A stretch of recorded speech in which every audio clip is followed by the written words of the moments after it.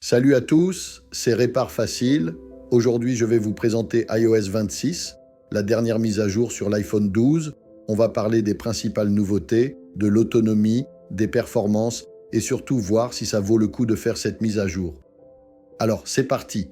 Comme vous pouvez le voir, il y a pas mal de changements, notamment au niveau de l'interface. Sur l'écran verrouillé, vous pouvez désormais étirer l'heure, déplacer les widgets et même activer des fonds d'écran 3D. Bref, beaucoup plus de personnalisation. En allant sur l'écran d'accueil, vous allez découvrir l'effet appelé Liquid Glass. Quand vous cliquez sur Modifier et personnaliser, les icônes deviennent fluides. C'est un effet visuel assez sympa. Côté message, vous avez maintenant la possibilité de personnaliser l'arrière-plan. Il y a aussi une traduction en direct, mais seulement pour certaines langues, ce qui est bien pratique pour discuter. Dans l'application téléphone, vous trouverez deux nouveautés. La première, le filtrage des appels, où l'iPhone peut demander la raison d'un appel avant de sonner.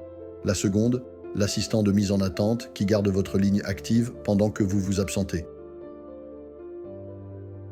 On a aussi un nouveau design pour l'app Photos et des améliorations dans l'appareil photo.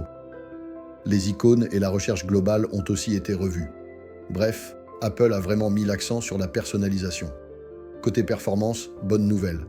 L'iPhone 12, sorti en 2020, reste fluide avec iOS 26. Toutes les applis, que ce soit jeux, réseaux sociaux ou productivité, fonctionnent sans problème.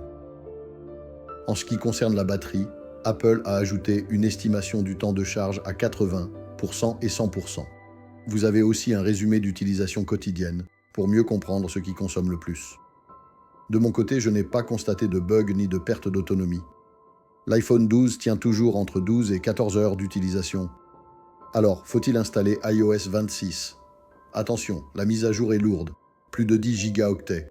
Et comme c'est une version 26.0, il peut encore y avoir quelques bugs. Vous pouvez attendre les prochaines corrections, 26.1 ou 26.2, ou alors passer directement à cette version si vous voulez profiter des nouveautés. À noter, l'iPhone 12 a reçu iOS 26, mais pas l'iPhone X ni le XS.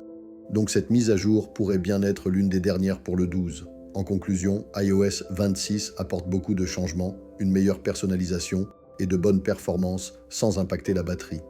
C'est une mise à jour que je recommande, même si certains préféreront attendre la version plus stable. Et vous, avez-vous installé iOS 26? Est-ce que vous avez rencontré des bugs? Dites-le moi en commentaire. Si cette vidéo vous a été utile, n'oubliez pas de liker et de vous abonner pour ne rien rater des prochaines astuces et tests iPhone. À très bientôt sur Répare Facile.